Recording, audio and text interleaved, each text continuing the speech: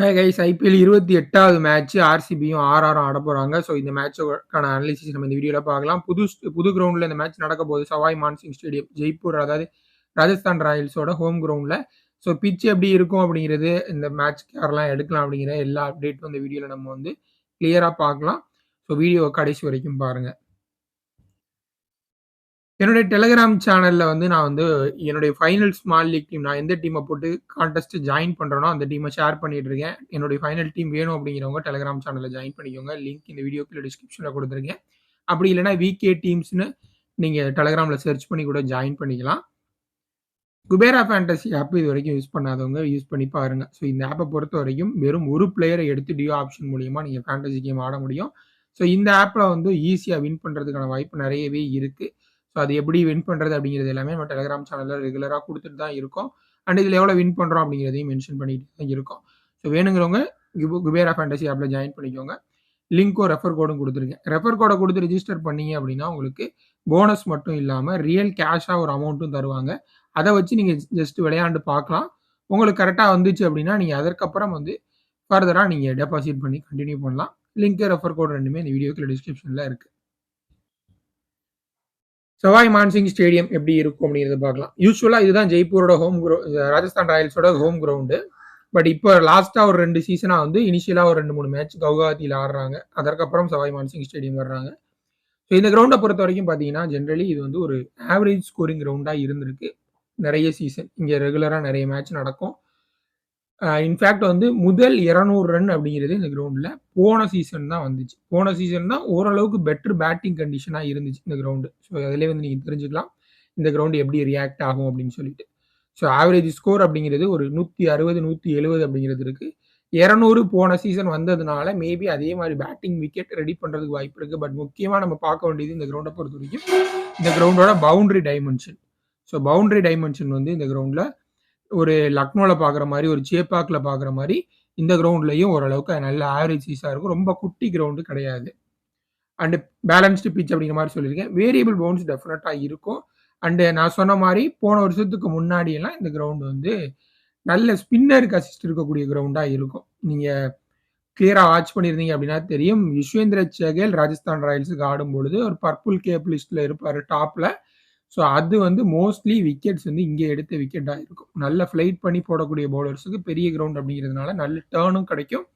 Miss time பண்ணால் கேட்சஸ் ஆகிறதுக்கான வாய்ப்பும் இருக்குது. ஸோ இதுதான் இந்த கிரவுண்டை பற்றின பிச் ரிப்போர்ட்டு.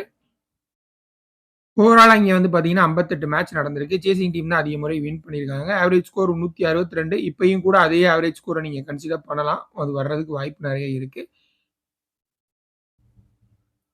ஆர்சிபியை பொறுத்த வரைக்கும் கண்டிப்பாக இந்த கிரவுண்டில் இம்பாக்ட் சப்பா சுயாஷ் சர்மாவை தான் ஆடுவாங்க அப்படின்னு தோணுது. ராசிக்ஸ் எல்லாம் மாற்றி மாற்றி ஆட வச்சிருக்காங்க. பட் இங்கே பெருசாக ஃபாஸ்ட் பவுலர்ஸ்க்கு அந்த அளவுக்கு ஹெல்ப் இருக்காது. ஸ்பின்னர்ஸுக்கு டெஃபினட்டாக அசிஸ்ட் இருக்கும். ஸோ அதனால சுயாஷ் சர்மா ஆடுவார். ஸோ ரிமைனிங் இடத்துல எதுலையும் பெருசாக சேஞ்ச் பண்ண மாட்டாங்க அப்படின்னு தோணுது. ஏன்னா போன மேட்ச் லாஸ் பண்ணியிருந்தாலும் ஸ்டில் வந்து அவங்களுடைய கோர் 11 தான் மெயின்டைன் பண்ணுவாங்க. ஸோ இந்த டீமோட மெயின் பவுலர் அப்படின்னு நம்ம பார்க்கும்பொழுது ஹேசல்வுட் ஷுவராக வந்து 4 ஓவர் போட்டுருவாரு. ஸோ ரிமைனிங் பவுலர் யாருமே வந்து பெருசாக கன்சிடர் பண்ண முடியல. யார் 4 ஓவர் போடுவாங்க அப்படின்னு சொல்லிட்டு அவங்களுக்கு அந்த 5th பவுலிங் ஆப்ஷன் ஒரு பெரிய கொஸ்டினாக இருக்குது. மேபி அதுக்காண்டி ஒரு எக்ஸ்ட்ரா பவுலர் யாராவது கொண்டுறாங்களா அப்படிங்கிறத பார்க்கணும். லிவிங்ஸ்டன் ரொம்ப சுமாராக தான் ஆடிட்டு இருக்காரு. ஸோ அவருடைய பிளேஸில் ஏதாவது மாற்றுவாங்களா அப்படிங்கிறதையும் நம்ம வெயிட் பண்ணி பார்க்கலாம். தேவதத் படிக்கல ஃபர்ஸ்ட் பவுலிங் பண்ணாங்கன்னா இம்பாக்ட் சப்பா வருவார், 1 டவுன்ல ஆடுவார். ஸோ அதை நீங்கள் பார்த்துருப்பீங்க. ஸோ பிளேயர்ஸ் பற்றி பெருசாக தனித்தனியாக எக்ஸ்பிளைன் பண்ண வேண்டிய அவசியம் இல்லை. வில் சால்ட்டை பொறுத்த வரைக்கும் ஹிட் ஆர் மிஸ் பிளேயர் மாதிரி தான். இந்த கிரவுண்டில் கொஞ்சம் இனிஷியலாக மாற்றுறதுக்கும் வாய்ப்பு இருக்குது. ஏன்னா ஜோஃப்ரா ஆர்ச்சர் நீ பாலில் ஸ்டார்ட் பண்ணுவார். ஸோ அதனால கிராண்ட் லீக்ல மோஸ்ட்லி நீங்கள் வந்து அவரை 10 டீம் போறீங்கன்னா ஒரு 5 டீம்ல டிராப் பண்ணிட்டு போகிறது நல்ல மூவாக இருக்கும். விராட் கோலிக்கு நல்ல நம்பர்ஸ் இருக்குது. ரஜத் பட்டிதாரை பொறுத்த வரைக்கும் ஸ்பின்னர் ஃப்ரெண்ட்லி கிரவுண்டில் நல்லா டீசெண்டாக ஆடுவார்.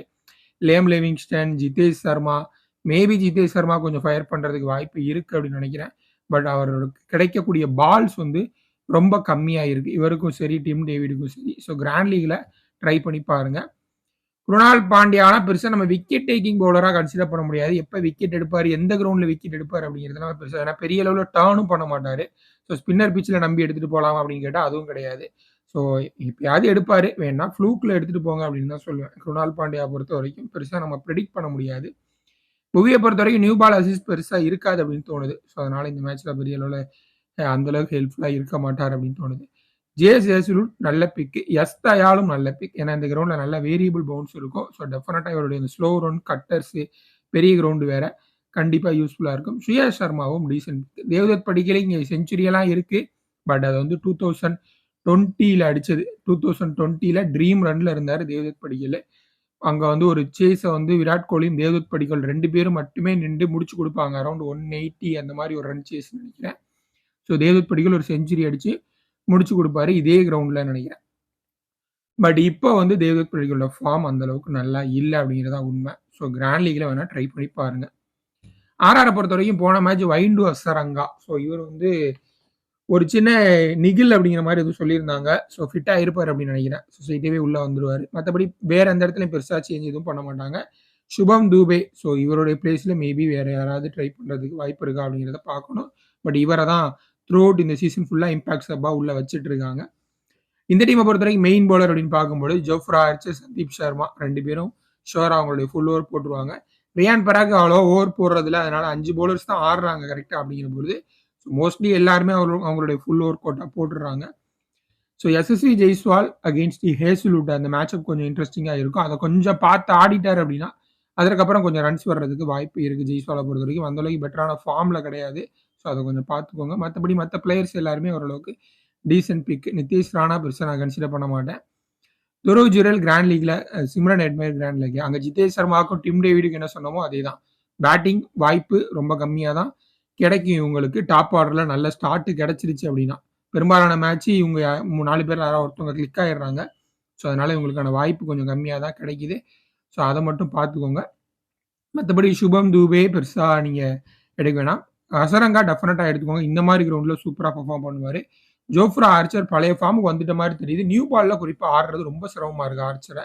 ஸோ கண்டிப்பாக சால்ட் மாதிரி பிளேயர் இருக்கும்பொழுது நியூ பாலில் டெஃபினட்டாக 1 விக்கெட் 2 விக்கெட் கிடைக்கிறதுக்கு நிறைய சான்சஸ் இருக்குது. துஷார் தேஷ்பாண்டே ஃபர்ஸ்ட் பவுலிங் பண்ணா எடுத்துக்கோங்க. அதே போல தீக்ஷனா ஆர்சிபிக்கு அகேன்ஸ்டா ஓரளவுக்கு டீசென்ட் பர்ஃபார்மன்ஸ் கொடுத்துருக்காரு. சந்தீப் சர்மா, விராட் கோலி அந்த மேட்சப் ரொம்ப இன்ட்ரெஸ்டிங்காக இருக்கும். But new ball Sandeep Sharma எடுக்கிறது இல்லை. அது ஒரு பிரச்சனை. நியூ பால் ஸ்விங்கில் தான் பல முறை விராட் கோலி எடுத்திருக்காரு. பட் இப்போ வந்து நியூ பால் எடுக்கிறது இல்லை. 10 ஓவருக்கு அப்புறம் தான் அட்டாக்கே வர்றாரு. ஸோ மேட்சப்பை பேஸ் பண்ணி சாம்சன் ஒரு நியூ பாலில் 1 ஓவர் 2 ஓவர் கொடுப்பாரா அப்படிங்கிறத நம்ம வெயிட் பண்ணி பார்க்கணும். ஸோ ஹெட் டு ஹெட் ஸ்டேட்ஸை பொறுத்த வரைக்கும் விராட் கோலிக்கு நல்ல நம்பர்ஸ் இருக்கு. ராஜஸ்தான் ராயல்ஸ்க்கு அகேன்ஸ்டா, ஆர்சிபிக்கு அகேன்ஸ்டா ஹெட்மயர் பொழந்திருக்காரு. ஸோ செம்ம ரன்ஸ் வந்து அடிச்சிருக்காரு. ஜிதேஷ் சர்மாவுக்கும் ஆர்ஆருக்கு அகேன்ஸ்டா ஓரளவுக்கு நல்ல நம்பர்ஸ் இருக்கு. அப்போ பஞ்சாப் கிங்ஸுக்காக ஆடிட்டு இருந்தாரு. அதே போல வந்து தேவ்தத் படிக்கல் அந்த சொன்ன அந்த செஞ்சுரி அதுலேயே வந்து ஒரு செம்மையான ஒரு ஆவரேஜுக்கு போயிருக்கும். ஸோ பட் ரீசன்ட் ஃபார்ம் அந்த அளவுக்கு நல்லா இல்லை அப்படிங்கிறது தான் உண்மை. ரஜத் பட்டிதாரும் ஆர்ஆருக்கு அகேன்ஸ்டா நல்லா ஆடி இருக்காரு. இந்த வென்யூவில் இந்த கிரவுண்டில் யாரெல்லாம் நல்லா ஆடி இருக்காங்க அப்படின்னு பார்த்தீங்கன்னா ஆப்வியஸாக விராட் கோலி இந்தியாவில் இருக்கக்கூடிய எல்லா கிரவுண்ட்லையும் மோஸ்ட்லி நல்லா ஆடி இருப்பார். அதே போல் Samson, Nitish Rana. Samson home ground, so கண்டிப்பாக ரன்ஸ் வந்திருக்கும். பட் நிதிஷ் ராணா கொஞ்சம் நல்லா ஆடி இருக்காரு. அதுவும் ஒரு மேட்ச் தான் ஆடி இருக்காரு. ஒரு 30 ரன் அடிச்சிருக்காரு. வேணும்னா அந்த ஆஸ்பெக்ட்ல யோசிச்சிங்கன்னா கிராண்ட் லீக்ல ட்ரை பண்ணி பாருங்க. எஸ்எஸ்வி ஜெய்ஸ்வாலுக்கு நல்ல அவுட்டிங் இருந்திருக்கு. ஸோ அவருமே ஹோம் கிரவுண்ட் மீன்ஸ் ராஜஸ்தானுக்காக ப்ரீ சீசன் ஆடி இருக்காரு அப்படிங்கிறத சொல்கிறேன். ரியான் பராகை பொறுத்த வரைக்கும் லாஸ்ட் சீசன் அவருடைய ட்ரீம் ரன்னாக இருந்தது. அதில் முக்கியமான நல்ல ஸ்கோரிங் மேட்சஸ் எல்லாமே வந்து இங்கே நிறைய வந்துருந்துச்சு. ஸோ இங்கே கொஞ்சம் பால் கொஞ்சம் நின்று வரும். ஸோ இவருக்கு வந்து ரொம்ப கம்ஃபர்டபுளாக இருக்கும். ஒரு லைக்லி இவருக்கு ஒரு ஹோம் கிரவுண்ட் மாதிரி அப்படிங்கிற மாதிரி கூட சொல்லலாம் இந்த கிரவுண்டை. ஸோ நிறைய வந்து ரன்ஸ் வந்து அடிச்சிருக்காரு. கண்டிப்பாக வந்து இங்கே ரியான் பராக்டர்னும் நல்ல ஆப்ஷனாக இருக்கும். நீங்கள் வந்து நிறைய ஸ்மால் லீக் டீம்லேயே கொஞ்சம் ரிஸ்க் எடுக்க விரும்புறீங்க அப்படின்னா கேப்டனாக கூட ட்ரை பண்ணி பாருங்கள். துஷார் தேஷ்பாண்டேக்கும் நல்ல நம்பர்ஸ் இருக்கு இந்த கிரவுண்டில். Low percentage GL picks. Dhruv Jurel ரொம்ப கம்மியாக தான் எடுத்திருக்காங்க. 20% கிட்ட தான் எடுத்திருக்காங்க. Top order collapse Hazlewood and போய் 2 பேருமே ஆப்ரேட் பண்ணுவாங்க ஆர்சிபி நியூ பாலில். ஸோ கண்டிப்பாக 1-2 விக்கெட் போணுச்சு அப்படின்னா துருவ் ஜுரேலோட இம்பாக்ட் ரொம்ப யூஸ்ஃபுல்லாக இருக்கும் அப்படின்னு தோணுது. ஸோ கட்டாயம் ட்ரை பண்ணி பாருங்க. துருவ் ஜுரேல் நான் வந்து ஹையாக கொஞ்சம் ரேட் பண்ணக்கூடிய ஒரு பிளேயரு. பட் நிறைய முறை நம்மளுக்கு பெருசாக ஒரு பேட்டிங் கிடைக்காது. பெருசாக சில சமயங்களில் ரொம்ப வந்தோன்னு அடிக்கிற மாதிரி சுச்சுவேஷன் இருக்கும். பெருசாக ரன்ஸ் வராது. ஸோ இந்த மாதிரி நிறைய ஃப்ளாப் பார்த்துருக்கோம் அவரை எடுத்து. ஸோ வேணும் அப்படின்னா நீங்கள் ட்ரை பண்ணி பாருங்கள். துஷார் தேஷ்பாண்டே கண்டிப்பாக இந்த கிரவுண்டை பொறுத்த வரைக்கும் டெத் ஓவர்ஸில் போடக்கூடிய பவுலருக்கும் சரி, நல்லா ஃப்ளைட் பண்ணி மேலே தூக்கி போடக்கூடிய ஸ்பின்னருக்கும் சரி, கட்டாயம் விக்கெட்ஸ் வந்து நிறைய கிடைக்கும். டெத் ஓவர்ஸில் வந்து மிஸ் டைம் ஆனுச்சு அப்படின்னா கேச்சஸ் கிடைக்கும். அதே மாரி தான் நிறைய நல்லா ஃப்ளைட் பண்ணி மேல போடக்கூடிய ஸ்பின்னர்ஸுக்கும் மிஸ் டைம் ஆனுச்சுன்னா கேச்சஸ் கிடைக்கும். பவுண்டரி டைமென்ஷன் பெரிய ரோல் ப்ளே பண்ணும். ஸோ அந்த ஆஸ்பெக்ட்ல யோசிக்கும் பொழுது இவங்க 2 பேரும் ரொம்ப நல்ல ஆப்ஷனா இருப்பாங்க. 2 பேருமே அரவுண்ட் ரொம்ப கம்மியா தான் ஒரு 20, 25% லெவல்ல தான் பிக் பண்ணியிருக்காங்க. வேணுங்கிறவங்க ட்ரை பண்ணி பாருங்க.